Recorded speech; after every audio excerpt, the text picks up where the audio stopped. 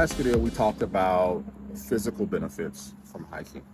Um, we all want to be in good shape. We can always get better, all of us. I know I can.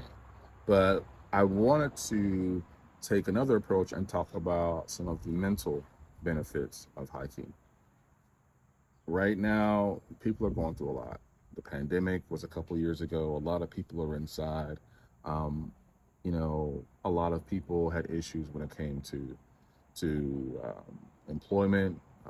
I know I heard reports of a lot of family issues and stresses at home um, that resulted from the pandemic versus being apart for hours of a day. You're now like in the house together for days, weeks at a time. And it really kind of put a lot of pressure on families, relationships mentally. Um, I wanted to kind of delve into like something that could potentially, help relieve um, some stress. How camping and hiking can kind of like allow you to kind of break out of the matrix a little bit and find a little bit of peace and a break away from the norm. So that's enough of the intro. Let's jump right into it. Um, Reduce stress and anxiety. It says here, nature has a calming effect on the mind, and physical activity releases endorphins, which act as natural lifters. Agreed. Agreed. I think getting away from the TV, getting away from technology sometimes, and just kind of getting out in the elements, you know, can really have a calming effect. I know that sometimes when you first do it, it can be a bit uncomfortable, but once you kind of step out and just kind of take a deep breath and just be present in the moment, um, it can have a very calming effect. And of course, like, it said, endorphins from physical activity, those good pick me ups that the body just kind of naturally releases in the bloodstream. Um, Always awesome. The second one here is improve mental focus and attention. Navigating through trails requires concentration and alertness, helping to improve your attention span and your focus. Right. So this is a different type of, situational awareness. When you're at work and you're doing your job, you're paying attention to like, things on your screen. Right. I got a meeting at 1 o'clock. I just got a Slack message here. I just got a Teams message there. And I have this project that's due next week.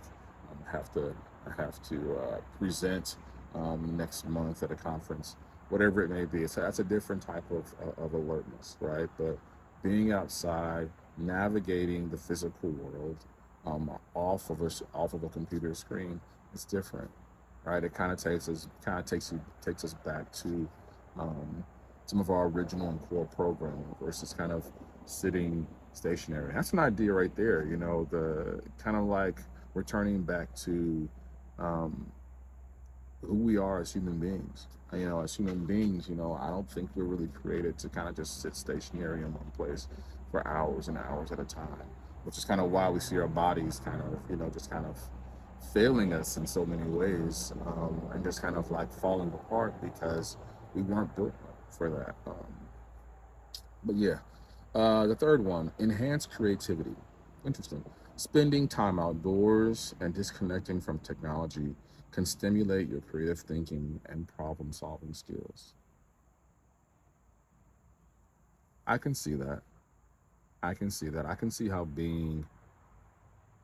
stepping outside of your environment. I mean, I know for me, sometimes I'll be working on a solution for something. Um, And sometimes stepping away from it and coming back to it the next day or a couple hours later, it's like I'm refreshed and new ideas can start spawning. So yeah, I get it. Like, it's kind of like with a lot of things. Like once you spend a lot of time on something, right, you can kind of get these blinders, right? You're so focused on this one thing and sometimes those blinders are awesome, right? Because you can kind of center in on a task, but at the same time, those blinders can be a hindrance because they kind of block you from outside inputs that could benefit what you're working on. You know what I mean? sometimes you're so siloed on something that you would miss, maybe something that somebody else that was kind of an outsider looking in would see relatively quickly. And you don't see it because you're just accustomed to the environment, you're accustomed to the problem, you're accustomed to whatever realm you're working in. So, yeah, stepping outside, I could see that enhancing creativity. Interesting. Four, boost self esteem. Completing a hike, especially a challenging one, can provide a sense of accomplishment that boosts your self esteem. Yeah, yeah, yeah. I could definitely see that. As you're getting more and more into this and you're doing more and more challenging hikes, I could see that not only the challenge, but sometimes location, right? Let's say like you really get off into this pastime and, you know, let's say you live in, I don't know, Florida, right? And you spend, 6, 7, 8 months, finding the trails in Florida and hiking them.